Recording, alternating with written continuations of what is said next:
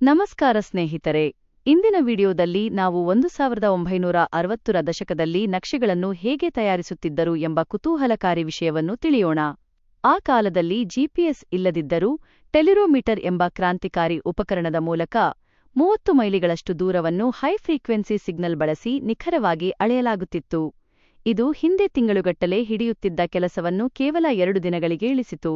ಗಣಿತದ ಸಂಕೀರ್ಣ ಲೆಕ್ಕಾಚಾರಗಳಿಗಾಗಿ ಆಗಿನ ಕಾಲದ ದೈತ್ಯ ಐಬಿಎಂ ಕಂಪ್ಯೂಟರ್ಗಳನ್ನು ಬಳಸಲಾಗುತ್ತಿತ್ತು.